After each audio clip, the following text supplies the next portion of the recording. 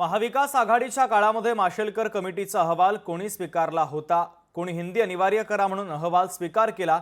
असा सवाल विचारत एकनाथ शिंदे यांनी उद्धव ठाकरेंवर टीकास्त्र डागलाय। सत्तेत राहताना एक भूमिका आणि सत्तेतून बाहेर गेल्यानंतर दुसरी भूमिका अशी दुटप्पी भूमिका घेणाऱ्यांना जनता ओळखते असं शिंदेंनी म्हटलंय। ज्या पक्षाला तुम्ही संपलेला पक्ष म्हणत होते त्या पक्षाला युती करा असं म्हणायची वेळ उद्धव ठाकरेंवर का आली याचं आत्मचिंतन करावं असंही शिंदेंनी म्हटलं। तसंच राज ठाकरेंना दादा भुसे भेटले, मीही त्यांच्याशी बोलेन, यात कुठलाही कमीपणा नाही, चर्चेतून प्रश्न सुटतात, मार्गी लागतात असं एकनाथ शिंदे यांनी म्हटले।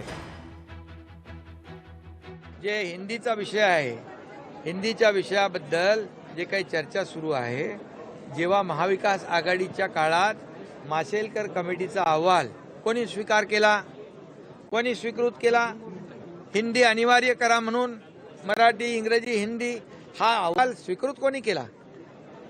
त्यावेळच्या तत्कालीन मुख्यमंत्र्यांनी। त्यामुळे सत्तेत असल्यानंतर एक भूमिका, सत्तेच्या बाहेर गेल्यानंतर दुसरी भूमिका, ही दुटप्पी भूमिका घेणारे जे राज्यकर्ते आहेत, जे पक्ष आहेत, यांना जनता जाणून आहे। ये जनता है, सब जानती है आणि जनता त्यांना याला रोकटोक उत्तर देईल। किती उतावळे झालेत, किती आगतिक झालेत, हे का वेळ आली? एका ज्या पक्षाला तुम्ही संपलेला पक्ष म्हणत होते,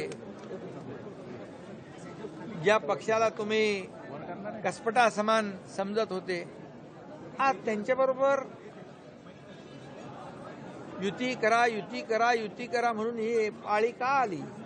याचं आत्मचिंतन केलं पाहिजे। राज ठाकरेंच्या बरोबर शिक्षण मंत्री दादा भुसे स्वतः भेटले जाऊन, मी त्यांच्याशी बोलेन आणि याच्यामध्ये कुठल्याही कमीपणाचं नाही। मी तर त्यांच्याकडे स्वतः त्यांच्या घरी गेलेलो आहे, ते माझ्याकडे आलेले आहेत आणि आम्हालाही कुठला असं इगो नाही आहे ना, मुख्यमंत्री देवेंद्रजींना नाही आहे।